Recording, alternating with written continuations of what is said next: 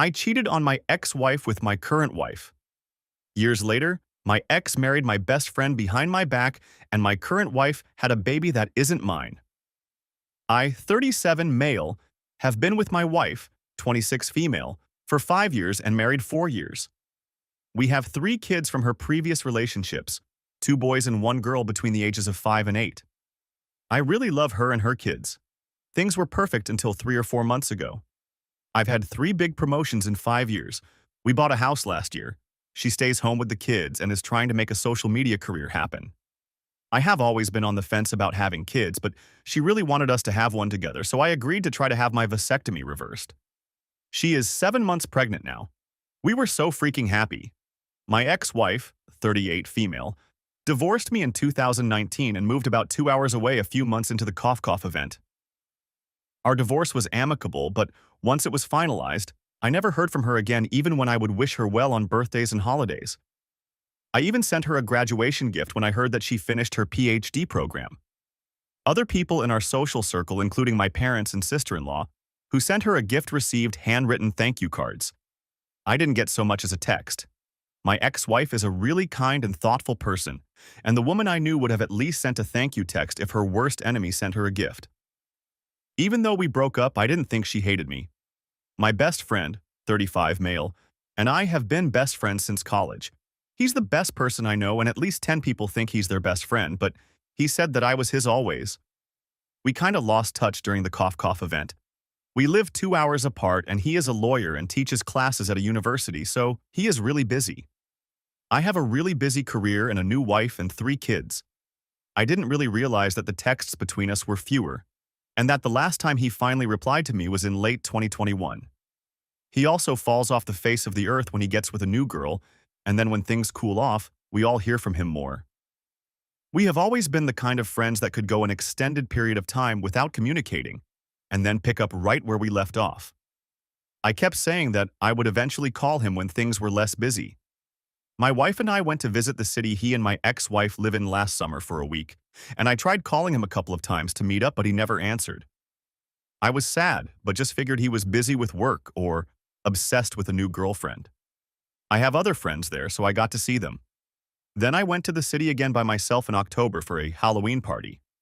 I figured he'd be at this party, and I was psyched that I'd get to see him then. He was there. When I went to say hi and hug him, he looked a little surprised and gave me a weak hug. I told him that I was there during the summer and that I tried calling him so we could hang out. He just said, "Yeah, I was on my honeymoon that week. Sorry, I didn't get back to you." I was really shocked to hear that he'd gotten married, and a little hurt that my best friend got married without me even knowing he had a serious girlfriend, but still happy for him. Like I said, he was a great guy and girls love him. I spit out a rush of questions like, who is she? Where is she? What's her name? What's she like? Where'd you meet her? How long have you been together? He paused for a moment and then just bluntly said, "It's ex-wife's name." My ex-wife doesn't have a unique name or anything, but it isn't the most common name either, and instantly I knew that it was her. I can't describe how it felt to hear those 2 words come out of his mouth. I felt sick to my stomach, and I immediately wanted to pass away. I have never felt like that before. I just said, "What the freak?" He told me that I didn't get to be mad because I broke her heart, and they didn't start dating until 2 years after we got divorced, and that I chose to be with some waitress anyway. I drank the rest of the weekend because it was the only way I was able to sleep. I feel betrayed by both of them. My best friend, since I was 20 years old, married my ex-wife behind my freaking back. I was married to her for 6 years and they were never even friends, and now they are in love with each other. I also found out that he talked turd about my current wife and me behind my back and never liked her. I went back home and I know that I was distant with my wife and the kids because I was just hurting so much. After a couple of weeks, we had a big fight and she called me out on being distant and accused me of cheating. I finally came clean and told her about my ex and my best friend, which she scoffed about and said she'd known about them for a long time now because of social media. I flew into a rage and we fought for hours. She betrayed me by not telling me the entire time she knew. She didn't say anything when I mentioned my best friend not returning my calls or messages. I didn't get to sleep before going to work, and after work I just stayed with my parents for a few days. When I finally went back home, we got into another fight where she accused me of still being in love with my ex and said that I wouldn't care if I wasn't. I called her stupid and said that she wouldn't understand because she doesn't have any friends. I wouldn't care if my ex-wife got married to anyone else if it wasn't my best friend. I don't see what is so hard to understand about that. We made up eventually, but I feel sick to my stomach every day and things aren't the same in our relationship. I love my wife, but I've come to realize it's not the same way I loved my ex-wife. My wife doesn't love me the same way my ex-wife did either. I have started to regret the things that led to our divorce because we were really happy until the moment she left me. I don't even have my best friend to call because he's too busy freaking my ex-wife to care about me anymore. Everything feels empty and like a lie now. A lot of friends agree that they both betrayed me, but think I need to move on. Even my dad and brother told me to get over it. My sister-in-law yelled at me, and my mom tries to comfort me, but I know she's overhearing about my problems. I have to pretend I'm okay, but I'm not. No one gives a turd about mental health when it comes to men. I brought up couples therapy to my wife, but she said that she thinks we are okay since we worked through things. Guess I have to pretend for the rest of my life now because divorce is not on the table. I need advice on what to do and how to get closure. I am thinking of driving to their city to just show up and force them to talk to me so I can move on. Is that too much to ask? How do I get my wife to see that it is hard to trust her after knowing she kept a big secret from me for a long time? TLDR. The 3 people I love the most outside of my blood family ripped my heart out. My wife knew about my best friend being in a relationship with my ex-wife and didn't tell me. Best friend ghosted me around the time he started dating my ex-wife. Ex-wife is still friendly with my family and mutual friends, but not me. Update. The overwhelming consensus here is that I am a piece of turd, which is true. The other consensus is that I need therapy. I asked my brother to help me, but neither of us even know where to begin to find a therapist. He said he would ask his wife to help us, and she texted me this morning and said she was only helping because of my brother. I guess that's fair. Edit. The reason for my divorce was that my ex-wife found out about me sleeping with my current wife. I broke up with my current wife for my ex-wife so we could work things out. She decided she wanted a divorce a couple of months later, even though I begged her to try with me. Out of respect, I tried to make sure the divorce was as easy as possible. I got back together with my current wife while we were separated. Update, 2 months later. This is kind of an update to my last post a few months ago, and I am also hoping for advice on how to best navigate this. I have tried a couple of times to write this update, but I get stressed trying to make it all make sense, so I will just dump it all here and hope it comes out okay. I guess I should start by saying that I had Warji have a lot more issues than my original post addressed, or than I even recognized at the time. Therapy is helping me uncover a lot of it, and it's really uncomfortable on the good days and crushing on the bad days. So many people talk about how they feel so much better after going to therapy, but I feel worse. I'm still going to go though because, for as much as it sucks, it is helping me learn better ways of dealing with things. It is also helping me explain myself to me a little better. Like I am a turdy person, but I wasn't always a bad person, and I am starting to see where it all went wrong. I feel like understanding that is the only way I can address those things and then become a better person. I did inpatient therapy then. After my release, I see a therapist in her office once a week and meet virtually once a week. I also see a psychiatrist once every 2 weeks and started on some medications. It's weird how I can kind of see them helping parts of my brain but dulling other parts and making my body not feel the best. I try to explain it to the doctor, but he just tells me it is going to take some time for them to fully work and that eventually I will get used to it. My wife had the baby, but while I was away, she told me about the possibility of the baby not being mine. I grieved that so much, but I decided it wasn't not much good in dwelling on it too much right now until we knew for sure once she is born. The results came back last week and she isn't mine. We haven't made any decisions right now about our relationship, but are living together for the sake of the kids and her recovery from having the baby. She said that if I didn't want to be with her anymore, she'd go back to her home state with her mom and stepdad. She also mentioned that she knew she wouldn't get alimony or child support because of our state, but I told her I would help her get back home and on her feet if that's what ended up happening. Since I got back home, I have stepped up more and been more active as a dad, which has been really good for me. Being a responsible and present father helps me forget about all of the other stuff in the moment. But it would be a lie for me to say that I don't worry about how much it'll hurt to lose them if we break up since they are not biologically or legally mine. I also just worry about them a lot and think they deserve to have a safe and stable, happy childhood. I'm really sad that the baby isn't mine. I wanted her to be mine more than anything in the world. But I find it really hard to be angry with my wife, for some reason.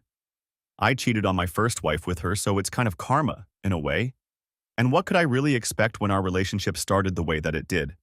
Plus, there's this other part of me that understands that she is a deeply damaged person like me. I don't really want to go into a lot of details, but we both lived through some similar turd happening to us when we were kids that bonded us. Neither of us really dealt with it, but I thought that I was okay because I grew up privileged and she didn't, so I always had more opportunities than she did.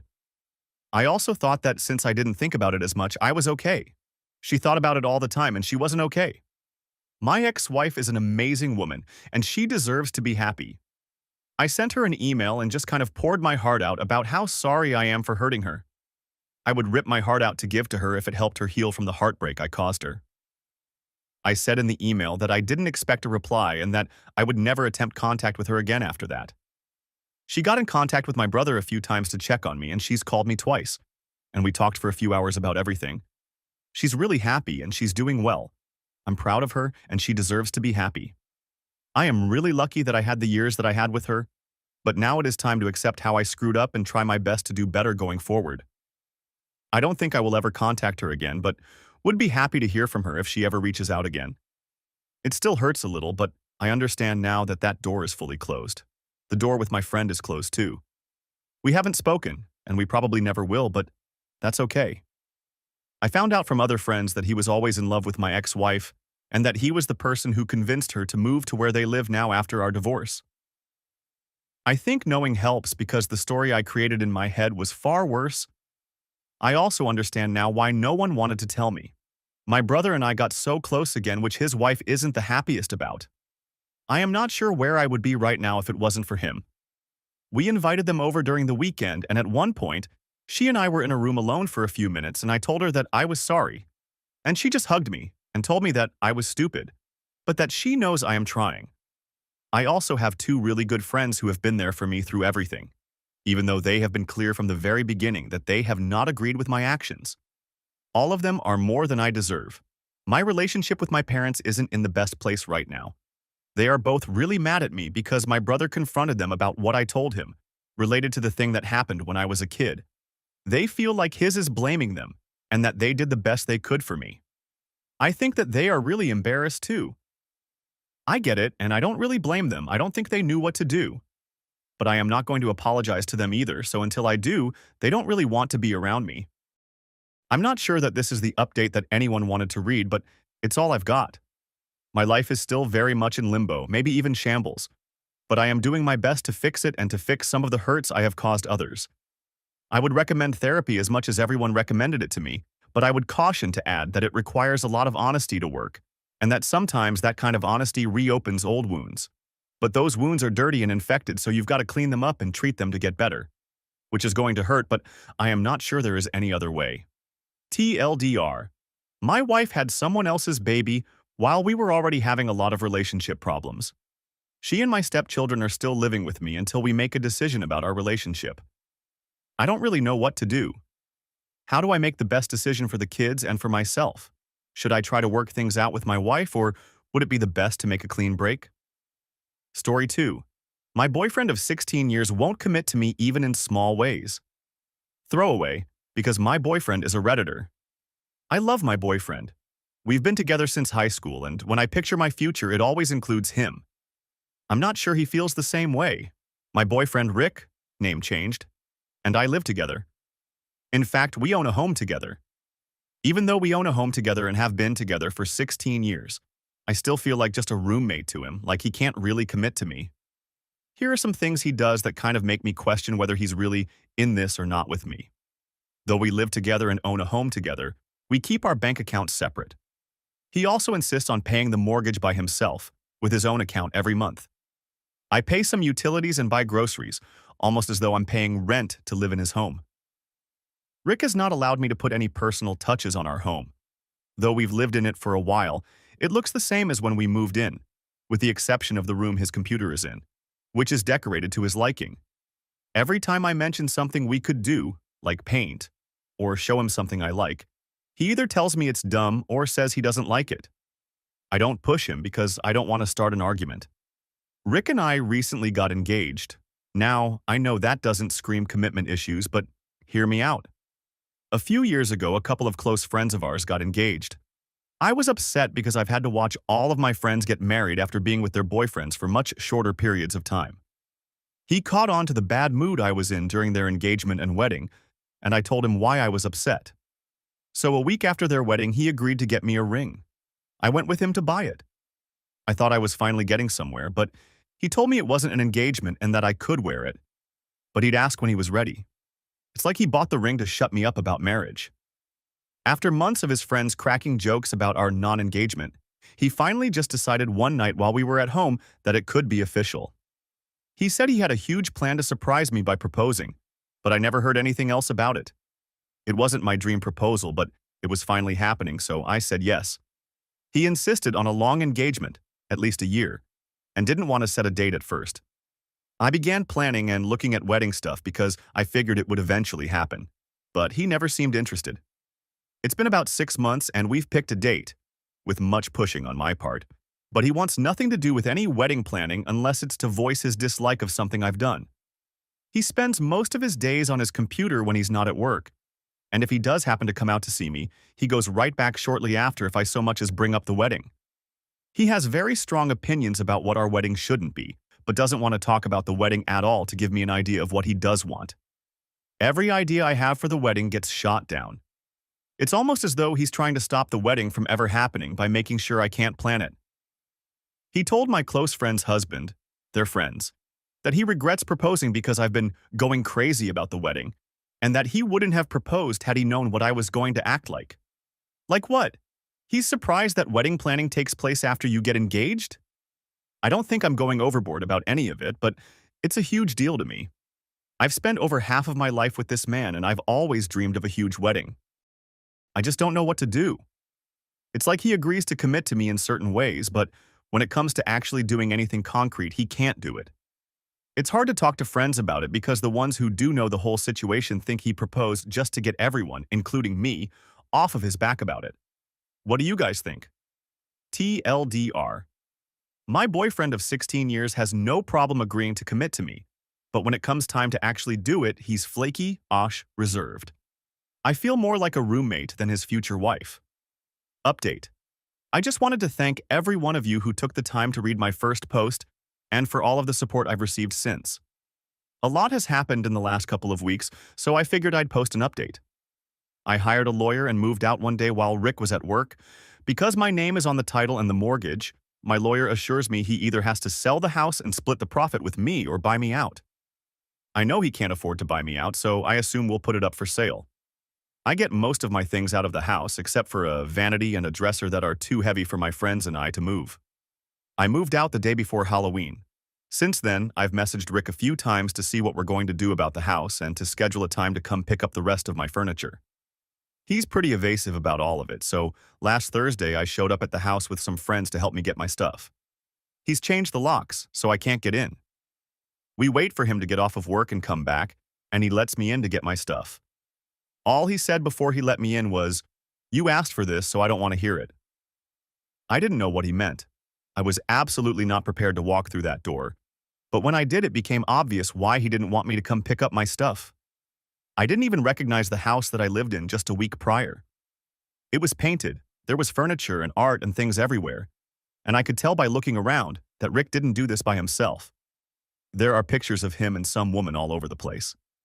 They have to go back at least a year because one of them was taken on New Year's, though I couldn't tell what year. I just left. I can buy more furniture, but I couldn't spend a second more in that house. Rick texted me right after I left saying, "We're not selling, we're just going to buy you out." I was at a complete loss for words. I'm still in shock. I spent 16 years with that a-hole, and he was with someone else for who knows how long. I'm trying to get over it the best I can, but it's hard. It would be hard leaving just because we've been together so long, but to find out that your life was pretty much a lie was a hard pill to swallow. What hurts even more is that for years, I tried to decorate my house to make it a home, and he wouldn't let me. She couldn't have lived with him for more than a week, and the house already looks different. I honestly don't know how I was so blind, but I'm glad I got out when I did, even if he did waste half of my life. TLDR. I ended a 16-year relationship because my fiance is seemingly uninterested in committing to me, only to find out that he was dating someone while we were together, and they've now moved into our home together. Edit to add. A mini update. I just want to thank everyone again for all of their support. A lot of you pointed out that my name would still be on the mortgage even if I sell, so I've decided not to sign the paperwork accepting the buyout. Rick was not okay with this and has been blowing up my phone ever since he found out today, calling me a petty B word, and that I was just trying to ruin his life because he was finally happy. I know they're both pissed off because they put a lot of effort into the home in the short time since I've left, and honestly, I kind of feel better that they won't be able to enjoy it.